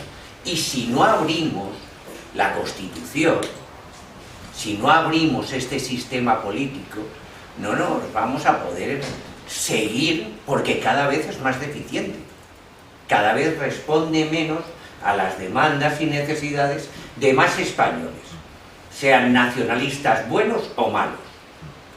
Me da exactamente igual quienes sean unos o de otra naturaleza, pero tendremos que ver la fórmula de que quepamos todos. Y para eso también, porque yo creo que está muy vinculado, la cuestión de la monarquía y la república, habrá que verlo. Entre otras cosas, porque como tú bien has citado, el discurso del rey es el que alimenta un discurso españolista, evidentemente. Y por eso ellos, posterior a eso, es cuando inciden en que son republicanos. Hasta ese momento, Jordi Pujol ha sido el amigo del rey toda la vida. Ni Miquel Roca. Sí, no solamente por cuestiones económicas, bien, no, por cuestiones económicas, me da igual, pero para empezar a hablar, yo creo que sí, que es hora de abrir el melón, abrir la Constitución y permitir que hablemos de cómo articular esto de forma distinta. Y una buena estrategia es amenazar con los peligros. El peligro del referéndum en Cataluña, oiga, es que si no lo hacemos, vamos a consentir un referéndum. Como por otra parte, lo consintió Rajoy. El primer referéndum estuvo consentido. Hubo una célula, además, de vigilancia de ese referéndum. Zarzalejos, creo recordar, por parte del PSOE Serrano José, y otra personalidad designada por ellos, el de la Casa del Rey, el que fue luego secretario de Estado de Defensa, que fue jefe de la Casa del Rey. No, el hermano de la médico esta que... Cuixart, como... Bien, da igual, esa célula, estos tres... Clouchard estuvieron vigilando la celebración del primer referéndum, que al parecer, en lo único que salió mal es que hizo Artur Mas una declaración institucional después de la celebración. Habían pactado que no se hiciese. Y en razón de ello, denunciaron, y Mas ha tenido tiene una sentencia condenatoria con su dinero, etcétera, etcétera. En fin, creo que es hora de que para arreglar los problemas abramos esta situación. Pero sed vosotros quienes sigáis. ¿Empiezo? Sí. Bueno, son preguntas algunas muy difíciles, o sea que vamos a ver hasta dónde podemos llegar, ¿no? Pero la primera intervención cuestionaba la posibilidad de que el PSOE tenga mucha capacidad de amenaza sobre la derecha porque tiene un coste electoral enorme. Y es verdad, en estos puntos tiene un coste electoral enorme. Pero a pesar de que antes he sido un poco sombrío o pesimista en mis estimaciones sobre lo que puede pasar en el futuro, a mí lo que más me da esperanza sobre lo que pueda venir en los próximos años es que cuando uno analiza las encuestas y se pregunta, que se pregunta muy pocas veces, si el ciudadano estaría dispuesto o no a consentir un referéndum en Cataluña, hay una brecha generacional enorme. Las personas que vivieron la transición se niegan en rotundo a la posibilidad de un referéndum en Cataluña. Las personas de más de 60 años, bueno, el porcentaje es enorme, es de más del 80% en contra, ¿no?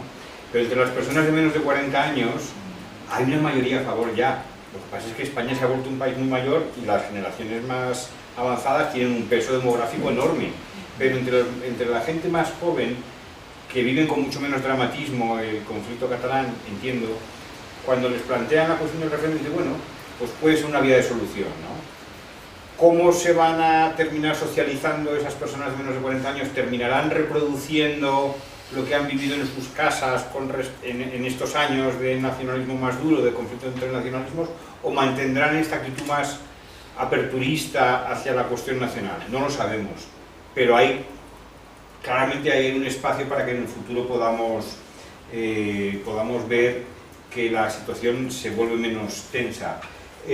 Con respecto a la analogía con el Frente Popular, las elecciones del 36, salió un artículo en el Confidencial esta semana de Carlos Prieto mostrando los mapas, y sí hay ciertas analogías, pero claro, Carlos Prieto no sabe estadística, el periodista, y yo estoy metido, yo llevo unos cuantos años en eso, y la correlación entre el voto del 36 y el voto ahora es bastante más débil que la que hubo entre el 36 y el 77. En el 77 hay mucha correlación, que es algo que ya Maraval en la política de la transición ya señaló. Entonces yo estoy metido en una investigación ahora en la que intentamos mostrar a varias personas cómo con los datos de desigualdad de la tierra en 1860, con el censo de 1860, se puede predecir bastante bien las actitudes políticas en todo el periodo de la transición y ya hasta los años 2000, luego ya empieza a decaer un poco, ¿no? Entonces, este tipo de inercias políticas son extremadamente persistentes en el tiempo, tienen una fuerza muy grande. ¿Cuánto explican de lo que está pasando ahora? Yo eso ya soy un poco más escéptico. Quiero decir que lo curioso del caso español es que durante los finales de los 70, años 80 y buena parte de los años 90, hasta que el aznarismo empieza a volverse más fuerte, la sociedad española ha sido bastante tolerante con este asunto.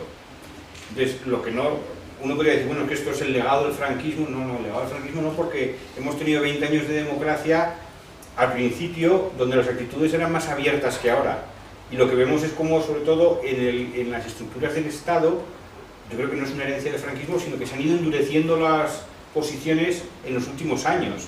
Y hoy encuentras jueces, fiscales, abogados del Estado, técnicos comerciales, con posturas mucho más intolerantes que las que pudieran tener en los años 80. Y esa regresión no puede deberse al franquismo, ni puede deberse a herencias que vengan de los años 30.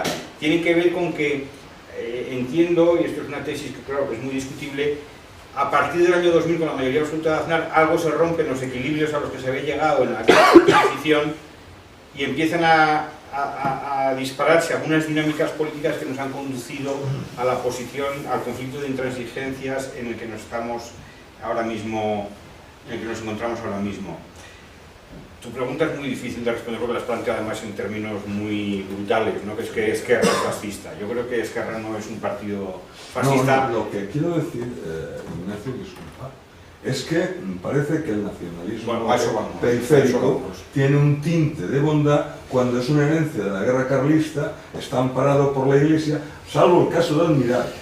Y si quieres hablamos de Pi Margall, que va y se tiene que morir aquí, en Madrid. O sea que... Perdona, bueno, sobre Pi Margall, en la última etapa estuvo buscando la confluencia con el catalanismo. No, Almiral era discípulo suyo. Sí, él era federalista, pero salvo ese caso, pero el otro nacionalismo siempre ha sido regional. Mira, el vasco y el catalán. ¿Y el español? Yo no he dicho que el español no lo sea. Yo digo es que se dice que el español es el malo y los otros son bondadosísimos. No, yo creo que bondadosísimos no son, pero si puedo añadir algo a esto, vamos a olvidarnos por un momento de las trayectorias históricas y de los orígenes de los diversos nacionalismos. Vamos también a distinguir entre tipos de nacionalismos, porque de la misma manera que distinguimos entre distintos tipos de izquierda y distintos tipos de derecha, tendremos que distinguir también entre distintos tipos de nacionalismo. No todos son iguales. Yo creo que esto de que todos los nacionalismos son iguales es un empobrecimiento del análisis político. Hay nacionalismos más leves, más cívicos, hay otros más étnicos, más organicistas, en fin, se pueden hacer distinciones. Lo que quisiera decir nada más en este momento es que si Cataluña se independizara en 5 años, la democracia catalana del Estado catalán no sería muy distinta de la democracia española. Sería una democracia relativamente imperfecta, pero sería una democracia liberal a todos los efectos. Entonces, la idea de pensar que en el siglo XXI, si Cataluña se independizara, fuera a caer en el carlismo o fuera a caer en políticas xenófobas dentro de Cataluña o en políticas de exclusión hacia quienes no se sientan catalanes, a mí me parece que eso no tiene fundamento en estos momentos. Es decir, hay que entender que una Cataluña independiente sea tan democrática como es España en estos momentos, con sus luces y sus sombras, pero no sería muy distinta. Pensar que Cataluña independiente o el País Vasco independiente sería como regresar al siglo XIX, yo creo que eso, desde un punto de vista histórico, no tiene una defensa clara, no sé por qué uno tiene que estar condenado a repetir ciertas cosas, ¿no? Entonces, de la misma manera, también entiendo que el nacionalismo español puede adquirir diversas modalidades, diversas modulaciones a lo largo del tiempo.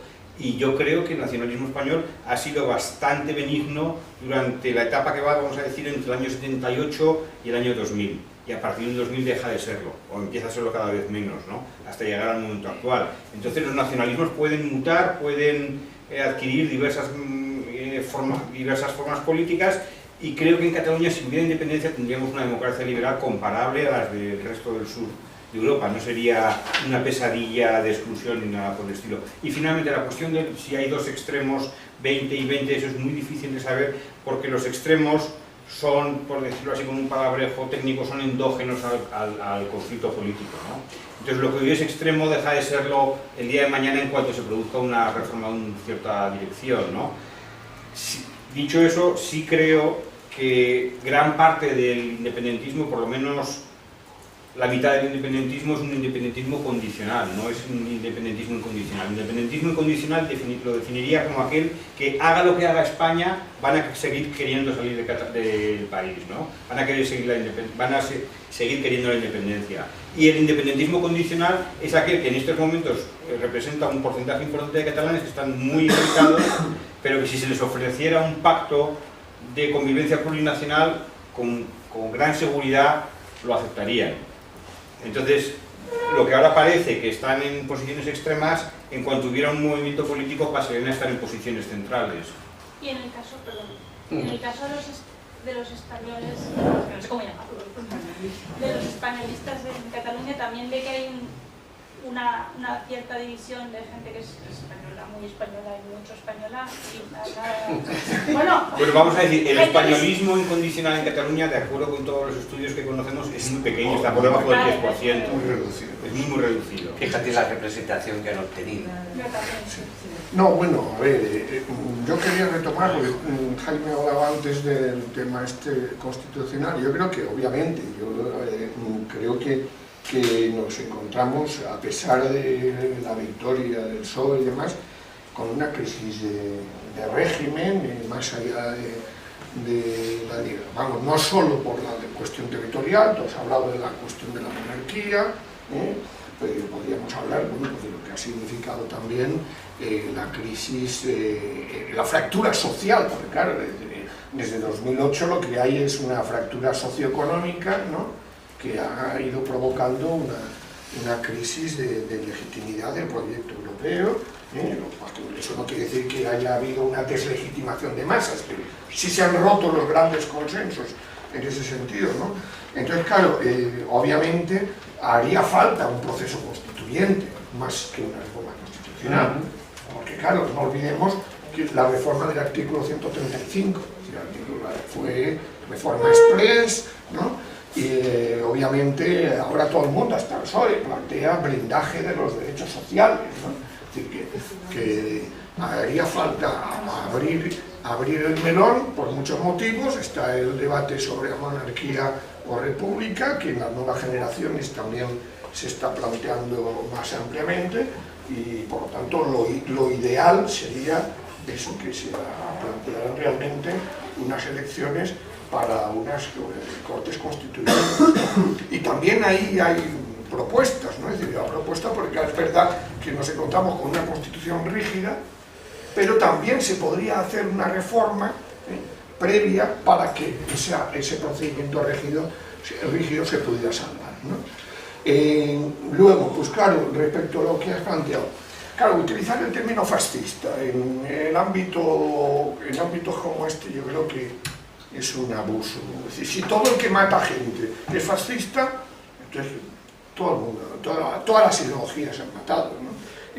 vamos, yo por eso en el libro mío hablaba de los nacionalismos, es decir, eso de criminalizar a todos los nacionalismos, cuando realmente los peores nacionalismos han sido los nacionalismos de Estado.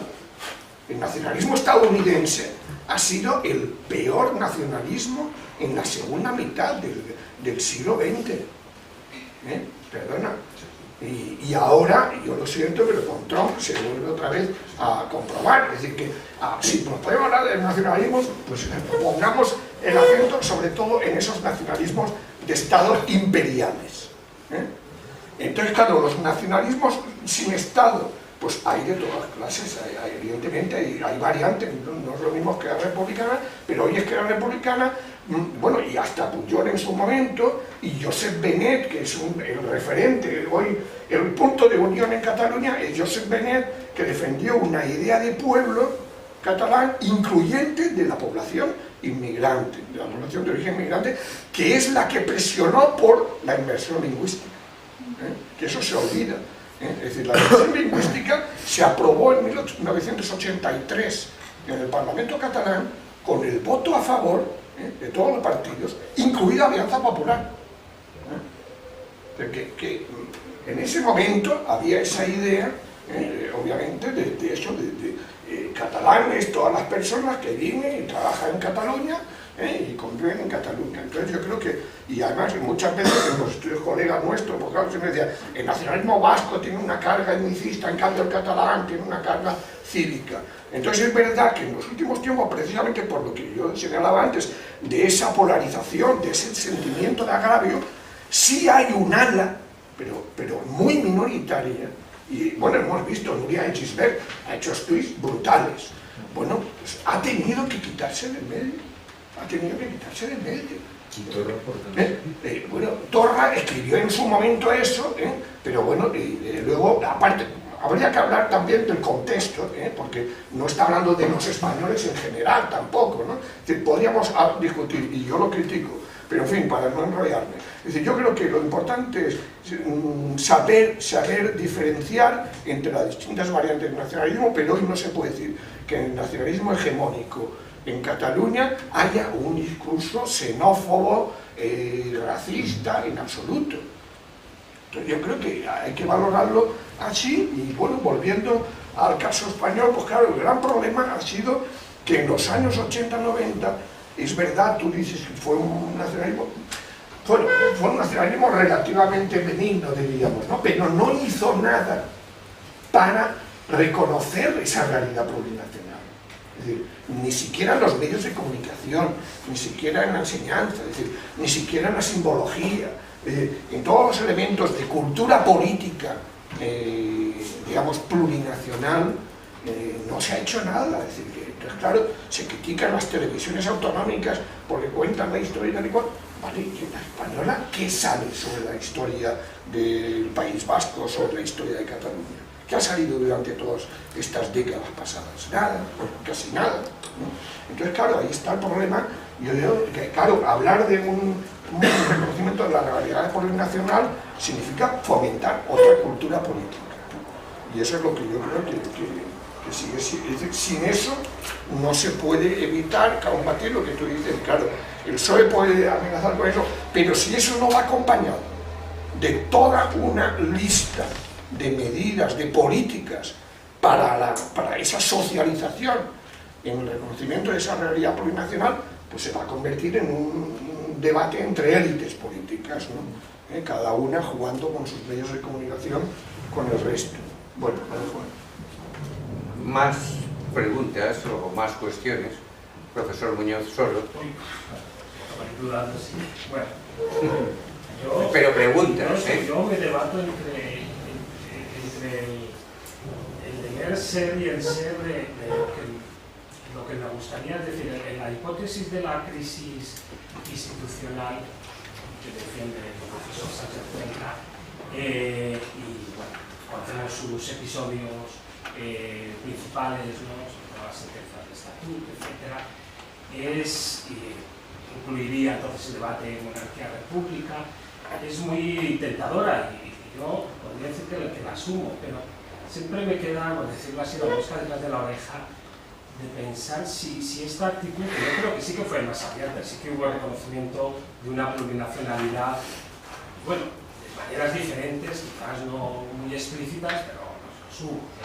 En el año 92 se cantaba el Segador en el Estadio Olímpico de Barcelona, etc. Es decir, sí que ha habido reconocimientos plurinacionales, ¿no?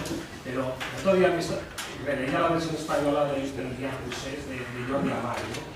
Y pensaba, quizás esa hipótesis que mantiene él, y yo creo que la derecha tiene muy clara, ¿no? Quizás en el fondo esa actitud más abierta desde Madrid, para entendernos, ¿no? Esta línea que se suele usar hacia la cultura catalana, que yo creo que fue verdad y que en Madrid se veía la simpatía hacia lo catalán y el ritmo que venía a cantar en catalán y la gente se sabía las letras, eso ha terminado obviamente.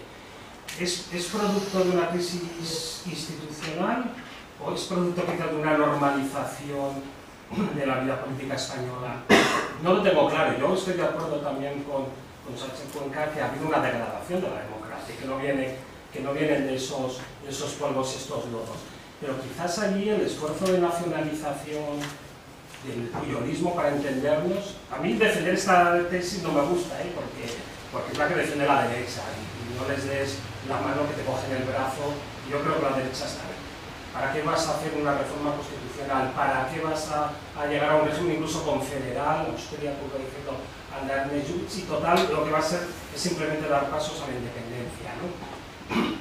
Pero es verdad que luego leyendo el proceso cultural, ahora que has citado a Benet, etc., incluso ese momento que hubo de integración de la inmigración, esos tres catalanes de Candel, etc., quizás ese momento está roto ya. Quizás muchos de esos inmigrantes, algunos se han integrado, pero muchos son los que están votando ciudadanos, ¿no? Y entonces es una reflexión que hago en voz alta, ¿no? Querría pensar que es una crisis institucional y que podría tener una reforma institucional, pero también hay algo que me dice que quizás no, que haya habido procesos de nacionalización lógicos, que conste que no lo digo culpabilizando, lógicos de nacionalización dentro de Cataluña, de comunicación, igual que hace el nacionalismo español, que hace por ejemplo el nacionalismo, y que eso lo tiene de hoja, y que la ruptura, quizás no se ha llegado a la fractura, pero que la ruptura está ahí, quizás la única manera de solucionarla es hacer un referéndum, que es una muy mala solución, pero quizás es la única mala solución posible en estos casos, ¿no? No sé qué pensáis sobre esta reflexión. ¿Qué quieres decir? ¿Qué quieres? Bueno, es que yo creo que coincidimos, ¿no? Al final, ¿no? O sea que no sé si hay más intervención, casi. No, a mí me resulta muy interesante esta manera de plantear el asunto, porque claro, podría ser, o sea, yo creo que lo que está detrás de lo que planteas es que si se ha producido un cambio cultural suficientemente profundo, una reforma institucional eso no lo va a arreglar. Entonces, ¿qué es lo que está pasando aquí? Es decir, ¿a qué obedece este cambio de actitudes que hemos observado en los últimos, vamos a decir, 15 años? Que es donde yo creo que se empieza a desencajar el país, ¿no? Y que empieza antes de la crisis económica. A mí yo en esto soy muy deudor de un libro que ha aparecido hace cosa de un mes y que yo creo que está pasando sin pena ni gloria, pero que a mí es de los libros que más me ha hecho pensar sobre toda la crisis catalana, que es el de Jacint Jordana, que se llama Madrid, Barcelona y el Estado. Y él tiene la tesis, defiende la tesis de algo que ha dicho Jaime Pastora anteriormente, que es que durante este periodo en el que he intentado defender que el nacionalismo español era más relajado, más benigno, que llega prácticamente hasta el año 2000, se caracteriza porque había un equilibrio y una competición sana entre Madrid y Barcelona, y eran dos ciudades equivalentes. La tesis de Jordana es que a partir del año 2000 hay una apuesta consciente de la derecha española para primar a Madrid frente a Barcelona, y que Madrid se transforme en la gran ciudad global y que España deje de tener dos ciudades grandes en competición y tenga solo una, como ocurre en otros países. Entonces, toda la política de atracción de inversiones, de inversión extranjera, de inversión en infraestructura en Madrid y alrededores, va construyendo un polo económico de enorme envergadura que hace que Barcelona entre en una fase de relativa decadencia. Y es ahí donde las élites catalanas empiezan a alarmarse y a decir, bueno, esto ya no es lo que nosotros habíamos conocido anteriormente, donde había un equilibrio entre las dos grandes ciudades, que permitía que hubiera un equilibrio político también, sino que ahora Madrid empieza a tener un predominio, se rompe la asimetría anterior, ¿no? Y probablemente si hubiera sido solo una reacción negativa de las élites catalanas, no habría pasado de allí o habría tenido consecuencias, pero no tan graves. El problema está en que esa desafección de las élites catalanas coincide en el tiempo con la llegada de la crisis económica. Entonces, lo que podría ser un movimiento de élites antinacionalismo español o antiapuesta por Madrid se transforma de repente en algo mucho más grande, porque las clases populares también participan del proyecto independentista. Entonces se produce una alianza transversal entre élites económicas y clases populares que impiden decir que el nacionalismo solo es burgués o que solo es proletario, no sé qué. Yo creo que es una manera muy reduccionista de ver el asunto. Se produce una coalición transversal entre élites y clases populares en las que en última instancia hay un reconocimiento de que se ha roto la simetría entre Madrid y Barcelona y que Barcelona está perdiendo. Y que la única manera que tienen de volver a conseguir que Barcelona esté en primera línea es si les dan más autonomía y en última instancia independencia, ¿no? Entonces, estos cambios culturales que tú mencionabas creo que de alguna forma tienen que estar vinculados a esta ruptura del equilibrio que se producía entre Barcelona y Madrid y que yo creo que hoy por hoy se ha roto. Y Madrid está en una condición ventajosa con respecto a Cataluña y mucho más, sobre todo, después de la fuga de empresas que promueve el gobierno en medio de la crisis de octubre, ¿no? Sí, no, en eso, yo creo que el gran problema está en eso, en que este conflicto se da con un trasfondo de suma cero, ¿no? Es decir, que el miedo, digamos, de que unos ganen y otros pierdan, ¿no? Es decir, cuando bueno, pues lo lógico sería pensar que todos podemos ganar, ¿no? En la resolución de este conflicto por una vía democrática, ¿no? Porque es evidente que incluso en la ley de transición nacional, en los informes de transición nacional que Carles River y Sunyer, ¿no? Ex vicepresidente del Tribunal Constitucional, siempre se planteaba que en el caso de que saliera la separación, pues se buscaría inmediatamente un pacto federal, confederal con el Estado español, ¿no? O sea, que no hay... Por eso, claro, vamos, yo personalmente he defendido que habría sido mejor que en Cataluña se hubiera defendido la opción que defendió Ibarretxe de Estado libre asociado, diríamos, ¿no? Porque podría haber aparecido como una fórmula, digamos, más suave para entendernos, ¿no? Que en realidad es ahora lo que está planteando incluso Bildu en Euskadi, ¿no? Es decir, claro, a Ibarretxe le dijeron con violencia no se puede negociar, no se puede dialogar. Bueno, se acabó la violencia y tampoco se puede dialogar y negociar, ¿no? Pero obviamente también debería haber, ¿no? Es decir, y yo creo que está viendo, ¿no? En algunos sectores del independentismo que va más allá de los nacionalismos en Cataluña. Es decir, hay mucha gente que en las encuestas se declara independentista y no nacionalista, ¿no? Es decir, precisamente porque es un independentismo instrumental, ¿no? No independentismo, digamos, esencialista o por convicción, digamos, perenne, ¿no? Que, bueno, pues August Gil Matamala sería un poco el representante, precisamente, de alguien que representa ese independentismo de izquierdas que rompió con el PSUC, precisamente porque aceptó la vía Tarradellas, ¿no?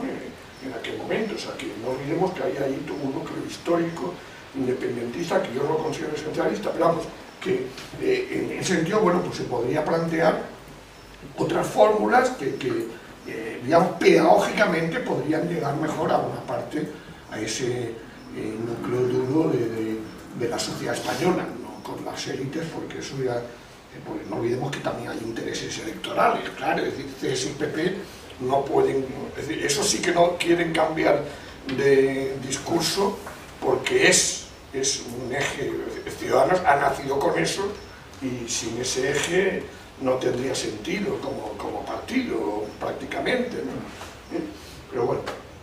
No, yo también quiero intervenir a propósito de lo que dice Muñoz Soro. Es un círculo vicioso de alguna forma la crisis cultural que determina crisis institucional, a mi modo de entender. De lo que se trata es de conseguir que el círculo sea virtuoso y por el único lugar por el que se puede romper es que las élites se pongan de acuerdo en reformar las instituciones.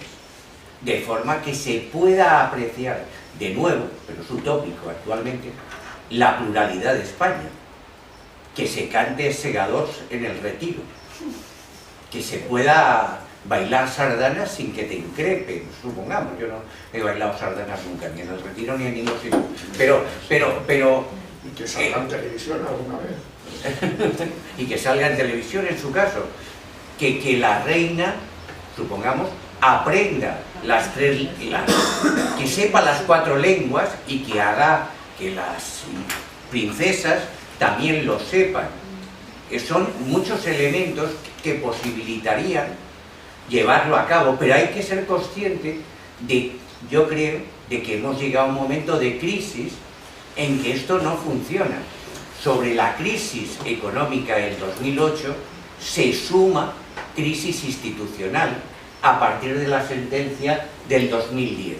Y eso es lo que explosiona en Cataluña. En Cataluña y en el resto de España. Porque no hemos reparado, pero somos conscientes todos, de que hemos pasado de un bipartidismo, supuestamente, a tener un pentapartito. Imperfecto. Uno y otro imperfectos. Pero lo cierto es que ahora cuentan mucho más, no solamente los 5 partidos, sino todos los partidos. Cuentan más en la necesidad de contarlos, son más sistemas de partidos. Y ese es un terremoto, yo creo que bastante profundo, que cambia el sistema político español. Y hay que adecuarlo. No se puede esconder, porque entre otras cosas, esconder, quiero decir, no abramos la caja de Pandora porque salen todos los peligros, ¿no? Es esconderse, como es lo del avestruz, no querer ver más allá. No querer ver más allá también supone, o durante muchos años supuso, seguir en la institución, seguir en el gobierno, no hacer nada.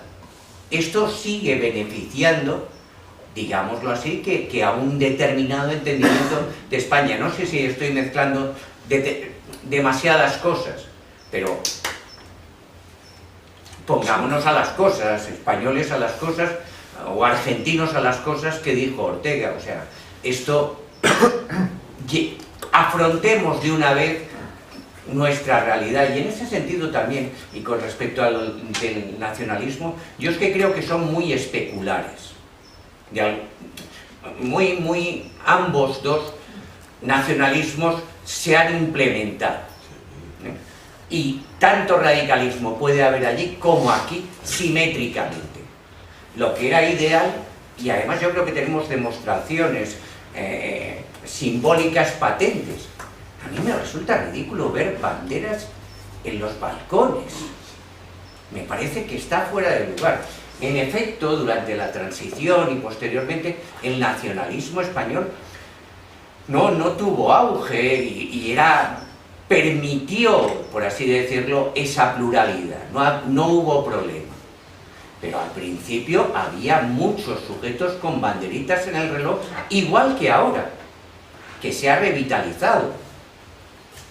Todo eso es lo que yo creo que no es, que son, por así decirlo, peligros ante los que tenemos que tomar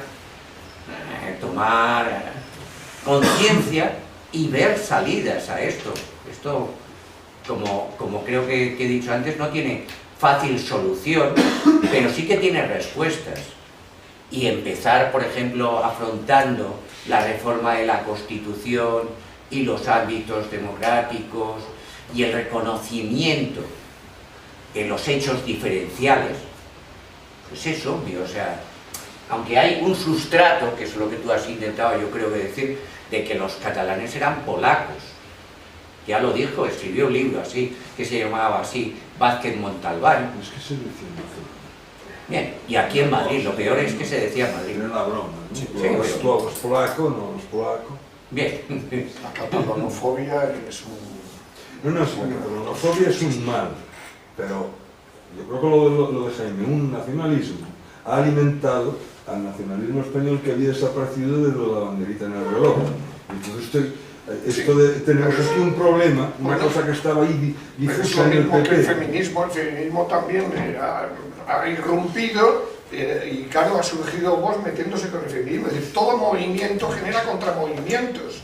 Entonces, claro, es evidente, el nacionalismo español es beligerante, y yo creo que estaba dormido o a la expectativa, entonces ha resurgido, pero bueno, sumando votos tampoco se puede decir que haya aumentado entre Vox, si sumamos Vox y PP, tampoco se puede decir que haya un crecimiento de gente nueva, diríamos, significativa, que haya ganado votos esa derecha por el nacionalismo español excluyente, que cuantitativamente no es un aumento significativo. Pero es la del tensión nacionalismo en la español. convivencia, como pasa en Cataluña con los independentistas. Es esa tensión que yo considero innecesaria cuando a todos los, como yo pienso, a todos los españoles, sean vascos, lo que sea, nos debería de preocupar lo que está sucediendo en Europa, la crisis con el Brexit y otros. La incapacidad de Europa de enfrentarse al fenómeno de la globalización que tanto daño nos está haciendo, y, hombre, a mí esto me salir con romerías de estas de la barretina y tal, me parece algo fuera de lugar. Bueno, pero existe. Es decir, sí, es verdad. Podemos estar de acuerdo, podemos ser lo más cosmopolitas que queramos, pero tú tienes 2 millones y pico de personas que se sienten agraviados, que exigen un reconocimiento, y hay que buscar una solución a eso. Es decir, solución democrática, es decir, que no se te pide que seas nacionalista, no se te pide que compartas sus sentimientos, sino que se busca es una fórmula de convivencia entre iguales y diferentes. En cualquier caso, yo también pienso que concluimos, si a ustedes les parece bien, porque les veo muy cansados también, y no quiero dejar un halo de pesimismo con respecto a esto. El sistema político español está dando muestras de vivacidad inopinada. Hace un año nadie pensaba que Sánchez alcanzaba la Moncloa, y digo justo hace un año. Nadie pensaba que podía ganar una moción de censura, y mucho menos que iba a ganar unas elecciones, que en todo caso las iba a ganar en aquella época Rivera. En aquel momento era el líder más valorado, y las encuestas daban que Ciudadanos estaba el primer partido en expectativas de voto. Entonces esto puede cambiar mucho también. Ahora, yo creo que el pozo que hay de enfrentamiento actualmente frente a la España plural, autonómica, de reconocimiento de Cataluña y el País Vasco como naciones, va a ser más complicado, pero empecemos poco a poco llevándolo a cabo, esperando que los cambios sean a mejor. Es producto en gran medida, yo creo que esta comparación supongo que es tópica, pero me parece oportuna. La crisis del 2008 ha sido profundísima, quizá mucho más que la de 1919. Sin embargo, la de 1919 produjo lo que produjo. No hace falta que yo lo recuerdo lo que produjo en Alemania, en España, en Italia y en el resto del mundo, o de la Europa occidental. Actualmente tenemos peligros, populismos, nacionalismos, etcétera, etcétera. Pero tenemos capacidad, pienso yo, desde la sociedad, de dar respuestas, digamos que ciudadanas a la altura de los tiempos, a pesar de estos fenómenos que se parecen, yo no creo que sean fascistas, pero que pueden tener concomitancias con lo que hubo en tiempos pasados. En cualquier caso, termina. No, pero en el núcleo duro de la política económico-social hay soberanía poca, ¿eh? En cualquier caso, muchas gracias por vuestra asistencia y espero que nos veamos en mejores ocasiones. Recordar, que me lo recuerda Adrián, el curso de análisis de los conflictos sociopolíticos y construcción de paz que se impartirá en esta excelente institución que es la Escuela de Gobierno. Muchas gracias por vuestra asistencia.